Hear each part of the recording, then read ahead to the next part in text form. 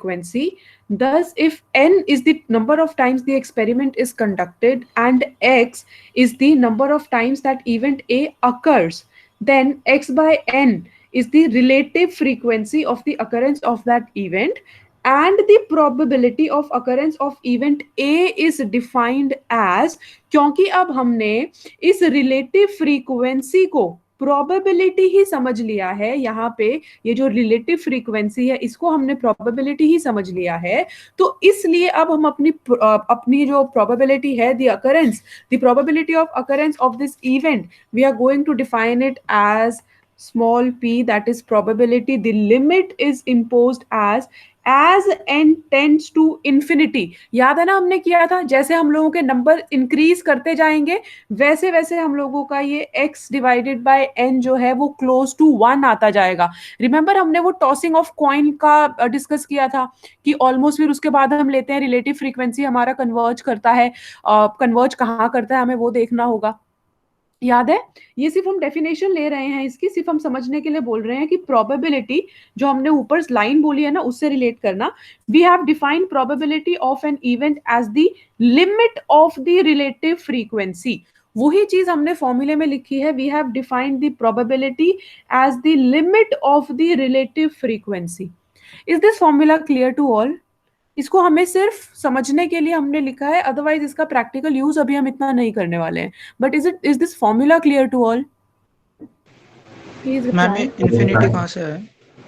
ये इन्फिनिटी कहाँ से आया? अच्छा, मतलब कि जब हम लोगों के ये इन्फिनिटी यहाँ से आया कि ये जो हम लोगों की प्रोबेबिलिटी है, आपने उस दिन देखा था ना कि जब मैंने कहा था कि ये प्रोबेबिलिटी का समेशन करके देखो कितनी प्रोबेबिलिटी आती है, तो वो 1 आ रही थी प्रोबेबिलिटी, क्योंकि हम एक्चुअली क्या कर रहे थे, जो रिलेटिव फ्रीक्वेंसी है जब हम उन फ्रीक्वेंसीज को एड अप करते रहेंगे, जो हमारा टेबल में 185 था, तो हमारा तो एक्चुअली जो टोटल प्रोबेबिलिटी ऑफ अकरेंस है वो 185 है.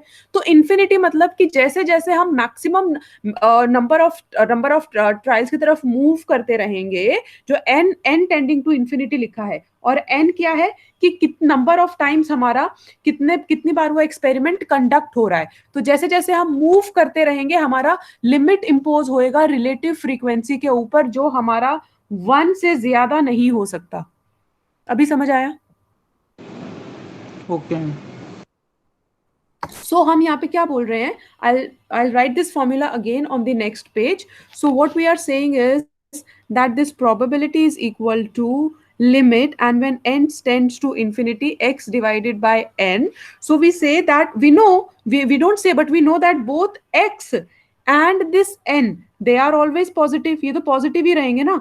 n क्या है हमारा? नंबर ऑफ टाइम्स वो एक्सपेरिमेंट कंडक्ट किया जा रहा है, नेगेटिव में तो नहीं हो सकता, और x ज्यादा से ज्यादा 0 हो सकता है, माइनस में तो नहीं हो सकता, जो हमारे फेवरेबल इवेंट्स हैं. तो हम बोल रहे हैं ये जो x और n है ये ऑलवेज पॉजिटिव होंगे, and therefore this x minus n is also always positive. So what are we trying to say? That this small probability will lie between 0 and 1. This small probability will lie between 0 and 1. जब हम लोगों ने classical definition किया था उसमें हम लोगों ने, और उसके बाद फिर हमने एक्सामेटिक डेफिनेशन किया था, उसमें हम लोगों ने एज्यूम किया था कि हम लोगों का जो प्रोबेबिलिटी है वो 0 से 1 के बीच में लाई करेगा. पर जब हम अब इस डेफिनेशन को देख रहे हैं तो इस डेफिनेशन में हम लोगों ने रिलेटिव फ्रीक्वेंसी एक्चुअली एक्सपेरिमेंट को कंडक्ट करके फाइंड आउट की है, और फिर हमने उसको प्रूफ किया है. न्यूमेरिकल क्वेश्चन में आप लोगों ने प्रूफ किया है कि हमारी जो प्रोबेबिलिटी है वो 1 से ज्यादा नहीं हो सकती है. और उसी तरीके से हमने जो फॉर्मूला लिया है वो भी यही बोलता है, as number of trials increases there is a limit imposed on this x by n. ज्यादा से ज्यादा क्या होगा कि ये जो x है ये इस n के इक्वल हो सकता है, तो हम लोगों की जो प्रोबेबिलिटी है वो ज्यादा से ज्यादा 1 हो सकती है. तो ये तो हम लोगों का लार्जर लिमिट लग गया, और जो लोअर लिमिट 0 है वो इसलिए लगा है क्योंकि ये जो x है ये x हमारा कभी नेगेटिव नहीं हो सकता है. Is this limit clear to all? तो ये जो हम डेफिनेशन कर रहे हैं इसमें हमने कुछ भी अजम्पशन नहीं लिया है, जैसे कि हमने क्लासिकल डेफिनेशन में लिया था एज्यूम कर रहे थे, यहाँ पे हमने एक्चुअली ट्रायल्स करके, एक्सपेरिमेंट करके, चीज़ों को सॉल्व करके ये प्रूव किया है कि हमारा जो प्रोबेबिलिटी है किसी भी इवेंट का वो 0 से 1 के बीच में लाई करता है। इसीलिए ये डेफिनेशन एक अपर हैंड है इस डेफिनेशन का as compared to the classical definition and as compared to the axiomatic definition. Is it clear to all? इसके बाद अभी हम फिर एडिशन रूल स्टार्ट करेंगे। एक लाइन और लिख देती हूं, because x will always be x will always be less than or at most ज्यादा से ज्यादा क्या हो जाएगा, इक्वल टू n। ठीक है, now we'll start with addition rule of probability. Anybody wants me to wait? Is Gaurav here? He generally wants me to wait. Anybody wants me to wait? Otherwise I'm starting with additional rule. It's same as we have done. वहां पे मैंने आपको कहा था ना कि पहले मैंने आपको सेट थ्योरी से समझाया था, क्योंकि सेट थ्योरी से समझना आसान हो जाता है। आपने 11th-12th में वैसे ही समझा होगा, या जिनके पास स्टैट्स नहीं होगा उनके पास मैथ्स तो होगा ही, तो उन्होंने सेट तो पक्का समझे होंगे। इसीलिए मैंने आपको एडिशन और मल्टीप्लीकेशन रूल पहले सेट थ्योरी से कराया था। आज हम उसको प्रॉपर प्लस मल्टीप्लाई उन सारी चीजों से उनके फॉर्मूले लिखेंगे। अब हमको पता है यूनियन में अगर हम लोगों का और है, इंटरसेक्शन में एंड है, तो कहाँ पे मल्टीप्लीकेशन आता है, कहाँ पे हमारा प्लस साइन आता है, उन सब की क्लैरिटी हम लोगों को है। So now I am starting with the addition rule of probability. Questions हम इनके कर चुके हैं, क्वेश्चंस दोबारा अभी नहीं करा रही हूं, just the definition. Set theory से हमें क्लियर है, I am writing it again. If two events A and B are mutually exclusive, ये सब हम कर चुके हैं। म्यूचुअली एक्सक्लूसिव मतलब क्या होता है, पूरा इन डेप्थ किया है। म्यूचुअली एक्सक्लूसिव मतलब ओनली वन ऑफ थिंग माने event can occur at a time, this is mutually exclusive. अगर हमारे ऐसे इवेंट्स हैं जो म्यूचुअली एक्सक्लूसिव हैं and the probabilities P A and P B are the probabilities of occurrence of A and B respectively। अच्छा, मैं आप लोगों से पूछती हूं, मेरा क्वेश्चन ये है फिर, then the probability that one of the event will occur, one of the event will occur, कैसे निकालेंगे? What should be the formula? अगर हम बोल रहे हैं दो event A and B mutually exclusive हैं, प्रोबेबिलिटी ए है, मतलब या तो ए हो सकता है या बी हो सकता है, दोनों नहीं हो सकते, और हमें निकालना है कि एक इवेंट तो हो रहा है, तो हम कैसे निकालेंगे? What should be the formula? Probability of occurrence of at least one of the event ma'am if they are mutually exclusive. Ma'am What should be the probability of A into probability of B dash plus probability of B into probability of A dash. into? Yes ma'am, multiply. मतलब PA into PB dash plus PB into PA dash. अच्छा, मुझे set theory में बताओ, यहाँ पे हमें union निकालना है कि इंटरसेक्शन?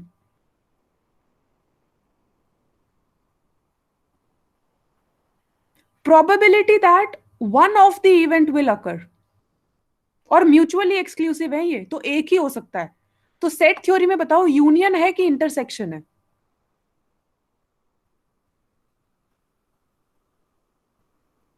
What is union? अच्छा, मैच दी फॉलोइंग करना, ठीक है? इंटरसेक्शन एंड और। अब मुझे जरा ये बताओ कौन सा किसके साथ जा रहा है? यूनियन एंड के साथ जा रहा है कि और के साथ जाएगा? यूनियन और के साथ जाएगा मैम। यूनियन और के साथ जाएगा। तो क्वेश्चन, हमारे क्वेश्चन में ये बोल रहे हैं ना कि या तो ए हो सकता है या बी हो सकता है, एंड तो नहीं हो रहा। Yes ma'am.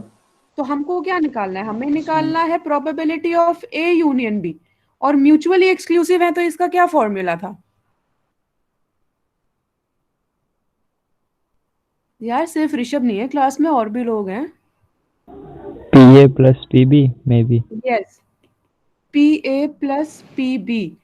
वैसे तो होता है PA इंटरसेक्शन BB, पर क्योंकि हमने ये बोल दिया कि ये म्यूचुअली एक्सक्लूसिव है, तो ये PA इंटरसेक्शन B तो 0 हो गया। तो PA union B PA plus PB हो गया।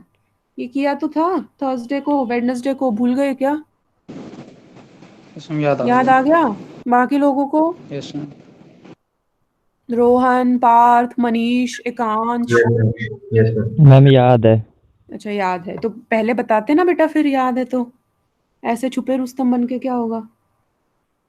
ठीक है, तो ये तो हमने सेट थ्योरी से किया। नागर एंड दास इसको कैसे लिख रहा है ना, he is writing it as P A plus B, that is A union, इसका मतलब है A union B is equal to PA plus PB. This is how Nagar and Das is representing the addition rule of probability. Any doubt anywhere in this? Any doubt anywhere in this?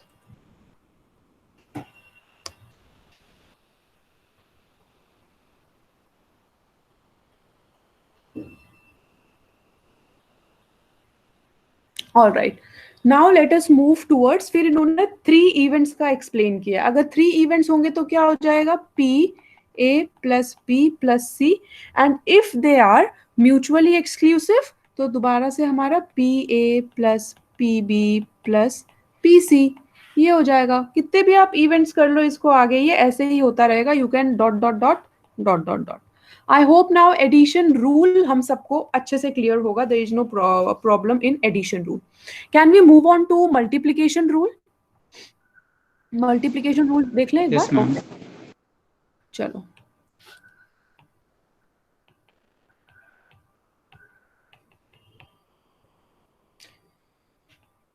probability.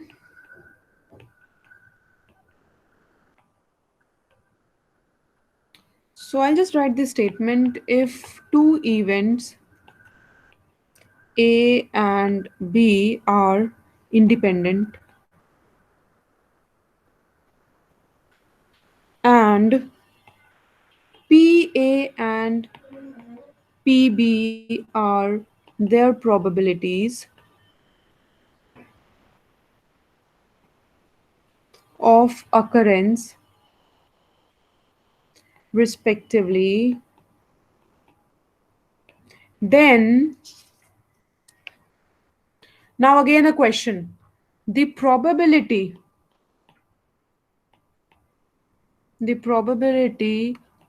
of the simultaneous occurrence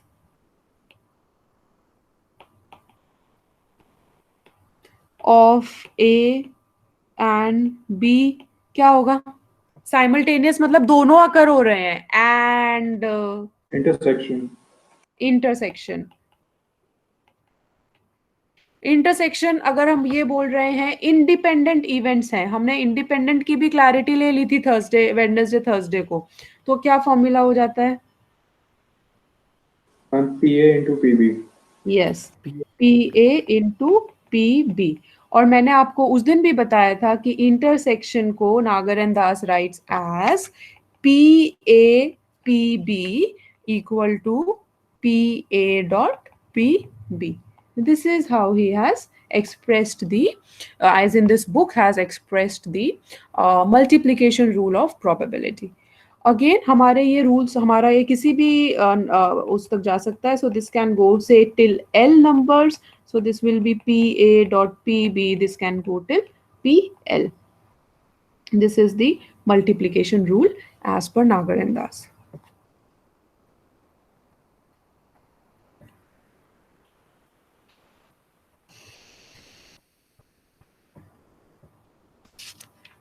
Now there are two more general rules. One associated with addition rule of probability, जिसमें उन्होंने intersection, अभी तो हमने जो ऊपर ये वाला लिखा था म्यूचुअली एक्सक्लूसिव ले लिया था ना यहाँ पे. अगर म्यूचुअली एक्सक्लूसिव नहीं होगा तो -A इंटरसेक्शन भी हो जाएगा. उसको जनरल रूल ऑफ एडिशन करके यहाँ पे मेंशन किया हुआ है, मैं वो भी लिख दूंगी। एंड फिर एक multiplication general rule of probability है जहाँ पे हमने कंडीशनल प्रोबेबिलिटी डिस्कस की है. So these are the 4 rules which are mentioned in such way in this your referred book. Okay, so can I move on to the general rules now? Can I move on to the 2 general rules? अब तो हमें सारी चीजें clear हैं कैसे क्या refer किया हुआ है. Okay, so now this is the third rule, that is addition rule of probability.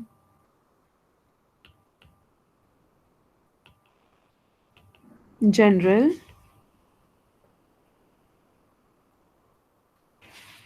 So now again we are saying that if PA is the probability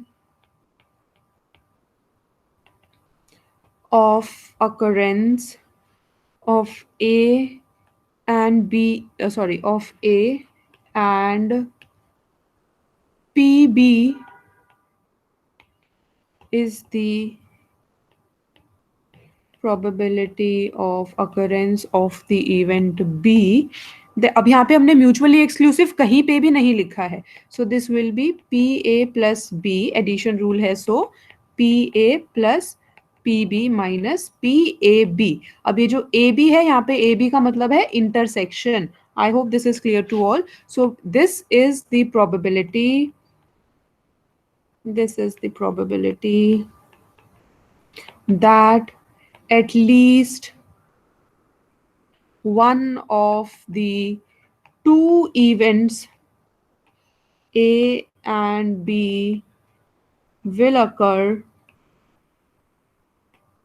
where this PAB, जो ये intersection वाला part है, this is the probability of simultaneous occurrence of A and B. Is the definition clear to all? Simultaneous occurrence A and B. ये हम minus क्यों करते हैं, ये मैंने आपको वेडनेसडे को एक्सप्लेन किया था, क्योंकि उतने चांसेस हमें रिड्यूस करने हैं जहां पे ये दोनों इकट्ठे हो रहे हैं, इंटरसेक्शन वाला पॉइंट. और अगर म्यूचुअली एक्सक्लूसिव है तो ये PAB 0 हो जाएगा. बैक टू नॉर्मल हम आ जाएंगे. PA plus B is equal to PA plus PB. Okay, I'm moving on to general multiplication rule of probability. Anybody wants me to wait? Anybody wants me to wait? Okay. So next is multiplication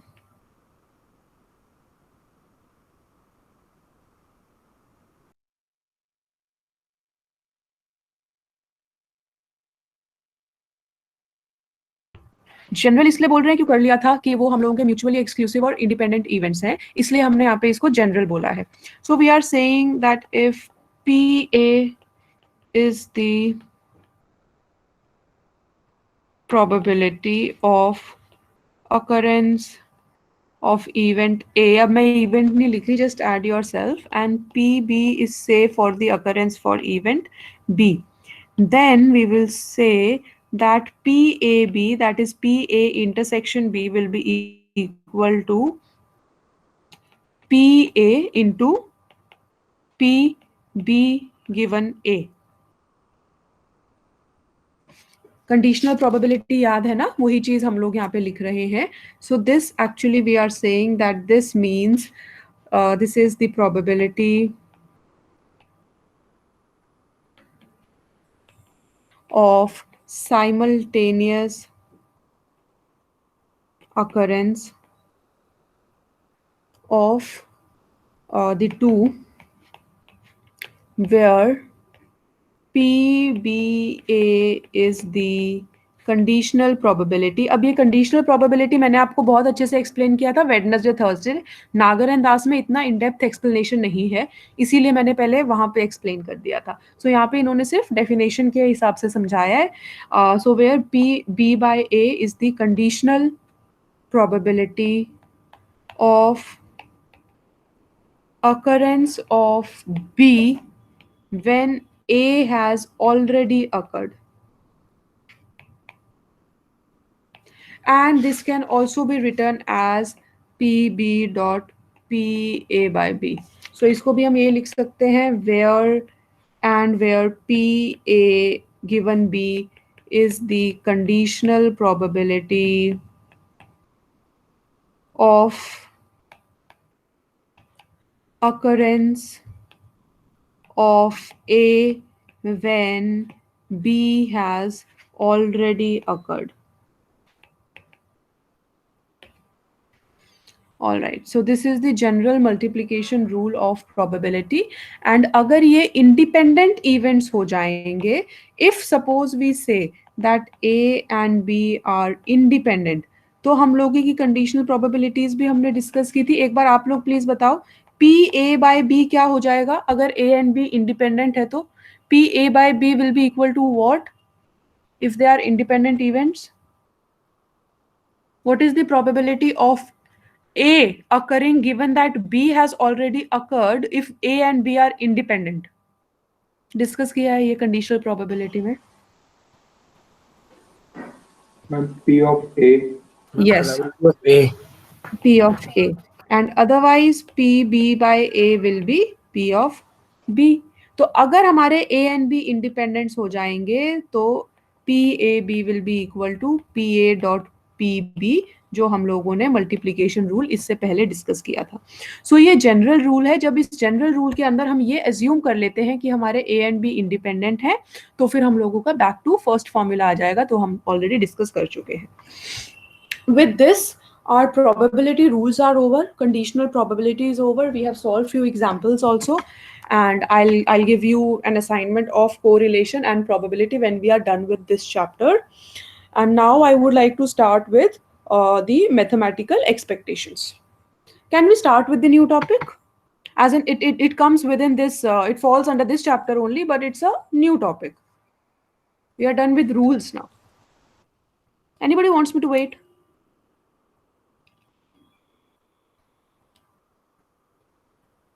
Okay, let us start. थोड़ा basic ही करेंगे. I think आज पूरा explanation नहीं हो पाएगा. We'll continue tomorrow, but we have 20 minutes right now. So we are starting with a new topic. It is called calculus of mathematical expectation.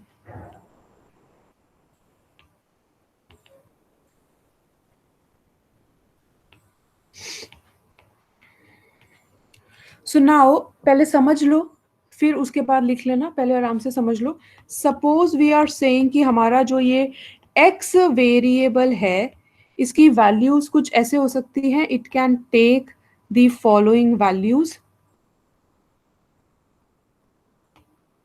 That is x1 x2 and it can go up to xn. और इसके अलावा कोई और value नहीं हो सकती. जितनी भी पॉसिबल वैल्यूज है वो यही हैं. So we are saying and no other value is possible, and no other value is possible. So इस केस में हम फर्दर ये एक तो हमने ये एज्यूम कर लिया कि हमारी जो वैल्यूज हैं वो ये है. साथ में हम ये भी बोल रहे हैं कि इन वैल्यूज के अकर होने की प्रोबेबिलिटी है P1 P2 going till Pn, जो भी हमने रिलेटिव फ्रीक्वेंसी डिस्कस की थी. इसका मतलब हम ये बोल रहे हैं कि हम प्रोबेबिलिटी डिस्ट्रीब्यूशन टेबल कुछ ऐसे ड्रॉ कर सकते हैं. The probability distribution table of x will look like this. So this is x, x1, x2 going till xn. This is the probability. So this will be p1, p2 going till pn. ये probability distribution table हम लोग discuss कर चुके हैं. वही चीज हमने यहाँ पे पहले एज्यूम की है कि जितनी भी x की वैल्यूज हैं वो इतनी ही हो सकती है, इससे ज्यादा नहीं, और इनकी प्रोबेबिलिटीज हमको गिवन है. सो जो ये फर्स्ट कॉलम है it gives the possible values of x and second column gives the corresponding probabilities. इस केस में अब अगर हमको मैथमेटिकल एक्सपेक्टेशन निकालना है किस चीज का, mathematical expectation of x, mathematical expectation of x. So this is defined as, पहले मैं फॉर्मूला लिख देती हूँ फिर वर्ड्स में लिखूंगी. This is defined as expectation of x equal to summation of all the values starting from 1 going till n of xi pi, that is x1 p1 plus x2 p2 going till xn pn. This is the expectation of mathematical expectation of x. So we define this mathematical expectation of x as the sum of products of the values of x with the corresponding probabilities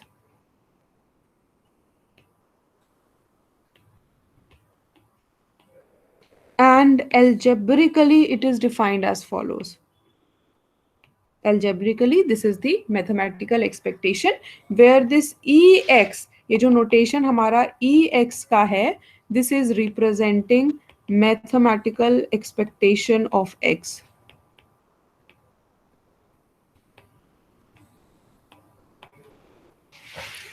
Guys, just note this down please. If there is any doubt you can ask me.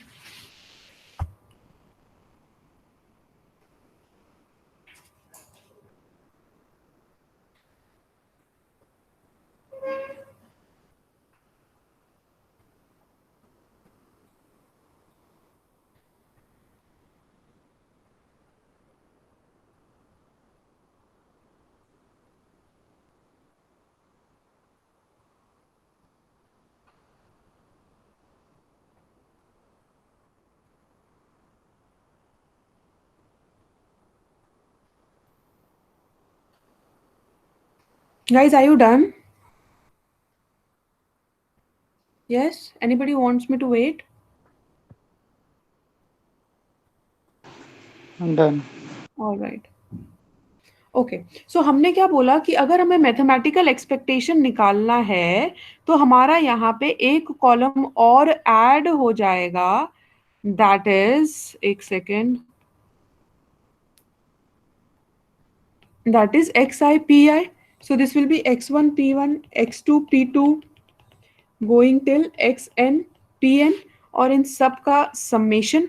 So actually हम क्या बोल रहे हैं कि हमारा ये जो mathematical expectation of x है, this is same thing as the arithmetic mean of the probability distribution of x. It is the same thing as the arithmetic mean of the probability distribution of x. Do you all agree with this? Do you all agree with this? ऊपर table देख लो and जो नीचे लिखा है. I hope it is, yeah. Ma'am weighted arithmetic mean. Yeah, of course, weighted arithmetic mean. अगर हम PI ले रहे हैं तो आप उसको weighted arithmetic mean बोल सकते हो. Oh, wait. Same thing as the arithmetic mean of probability distribution of x. Weighted तो आप इसको बोलोगे ना, ये जो आपने xi pi लिया है, ये तो हमारा सिंपल arithmetic mean अगर हम सिर्फ p का निकालेंगे तो. Yes ma'am. ठीक है ना? मैम एक बार रिपीट कर दो, क्या कहा आपने? हाँ, मैंने ये बोला, आप एक बार टेबल देखो कि हमने एक टेबल क्रिएट किया मैथमेटिकल एक्सपेक्टेशन के लिए, ये एक्स आई पी आई. ठीक है, अब हमने इसका समेशन करके यहाँ पे ये एक्सपेक्टेशन ऑफ एक्स निकाला. एक्सपेक्टेशन ऑफ एक्स क्या है हमारा? Sigma for all the values starting from 1 going till n xi pi. So this x1 p1 plus x2 p2 going till xn pn summation. तो ये जो हमारा expectation of x होगा, this is nothing but this is the arithmetic mean of probability distribution of x. जो ये वाला p आ रहा होगा हमारा small p, सेम चीज है ना ये expectation. Yes ma'am. बस वही बोल रहे हैं और कुछ नहीं बोल रहे, यही बोल रहे हैं. पार्थ आप कुछ कह रहे थे? ओके. नो मैम, वो गलती से ऑन हो गया. Okay. All right. So I suppose you are done writing this. There is one more thing. Actually हम ये कर इसलिए रहे हैं क्योंकि हमें कुछ फॉर्मुलेस करने हैं जो हमें हमारे आगे हम लोगों को हेल्प करेंगे. So that's why we are doing this. मैंने आपको ना बीच में एक फॉर्मूला बताया होगा जिसमें मैंने कहा था कि कांस्टेंट हम लोगों का बाहर आ जाता है. याद है ऐसा कुछ मैंने बताया था? इसमें मेजर्स ऑफ डिस्पर्जन में मैंने आप लोगों को एक फॉर्मूला बताया होगा जिसे मैंने कहा था कांस्टेंट बाहर आ जाता है, और वो फॉर्मूला हम बाद में करेंगे. Do you guys remember? I don't exactly remember which formula was that, but ऐसा डिस्कशन हुआ था किसी फॉर्मूले के ऊपर. चलो anyways, so we are actually trying to find out certain formulas जो हम लोगों को आगे जाके हेल्प करेंगे, that is why we are doing all this. चलो नेक्स्ट इज, ये हमने निकाला है प्रोबेबिलिटी डिस्ट्रीब्यूशन ऑफ एक्स। अच्छा, अब मेरा आपसे एक क्वेश्चन है, what is the as in what will be the table for the probability distribution of x square? x square का probability distribution कैसे होएगा? मतलब अगर हम बोल रहे हैं ये x square है, x1 square, x2 square, going till xn square, so what will be the probability for each cases? Can you write down probability for each cases here? x1 की प्रोबेबिलिटी हमको गिवन है, यही वाली चीज, x1 की p1 है, x2 की p2 है, xn की pn है। अब मैं कह रही हूँ x1 स्क्वायर का प्रोबेबिलिटी कितना होगा?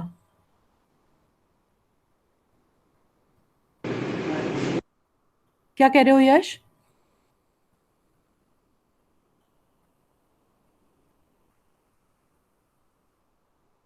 P1 स्क्वायर होगा ma'am. p1 square, ma'am p1 उतना स्क्वायर हम रूट p1 होगा शायद, रूट p1 होगा। Root p1, okay. Ma'am anything उतना ही, एल्स? शायद उतना ही होगा, क्योंकि स्क्वायर कर देंगे तो वो 1 से ऊपर जा सकती है वैल्यू, और 1 से ऊपर जाती ही है कभी। So Rishabh is saying p1, any other person? अच्छा, अब मैं एक चीज लिखती हूँ, फिर मैं दोबारा ये क्वेश्चन पूछूंगी आप लोगों से, ठीक है? सो हमने क्या बोला कि हम लोगों की x की वैल्यूज हमको गिवन है, ठीक है? So we are saying if x is equal to x1, okay, if x is equal to x1, then x square, sorry, then x squared is equal to x1 square. If x is equal to x2, then x square is equal to x2 square. If x is equal to xn, then x square is equal to xn square. The probability of occurrence of x equal to x1 is p1. So what will be the probability of occurrence of x1 square? Now my question is, yes Yash? P1 square. p1 square, फिर p1 square. मैं कह रही हूँ अगर x1 अकर होने के, अच्छा अच्छा अच्छा, एक सिंपल सा क्वेश्चन पूछती हूँ मैं आपसे। हमने हमने टॉस किया, एक अनबायस्ड कॉइन टॉस किया, what is the probability of occurrence of head? 1/2। By 2। By 1/2। This is it's, और हमने एक ही बार टॉस किया है, सो सपोज कि हमारा जो फेवरेबल इवेंट है वो 1 ही है। अब मैं कह रही हूँ इस फेवरेबल इवेंट का ये x है, ठीक है, x स्क्वायर कर दो, 1 ही आएगा। प्रोबेबिलिटी क्या स्क्वायर हो जाएगी?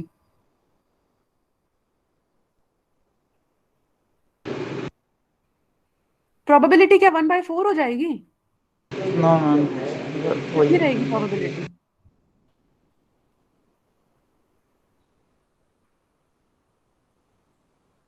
Rishabh?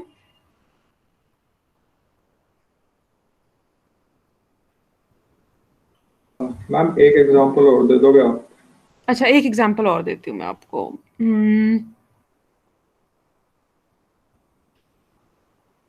Okay, what is the, I'll write down the question. What is the probability distribution of occurrence of an even number when we throw an unbiased die? What is the probability? X. 1/2। 3/6, 1/2। मैं अभी बोल रही हूँ कि अगर हम बोल रहे हैं, अच्छा, या तो इस ये वाला क्वेश्चन, इसके ऊपर आपको ऐसे समझ नहीं आएगा, क्योंकि हम यहाँ पे फिर x की वैल्यूज लेके करेंगे तो नहीं आएगा समझ। कैसे, या तो इसका क्वेश्चन लेके ही मुझे फिर एक्सप्लेन करना पड़ेगा, इसलिए मैं क्वेश्चंस ही कराती हूँ, बट नागर एंड दास में इससे क्वेश्चंस गिवन नहीं थे।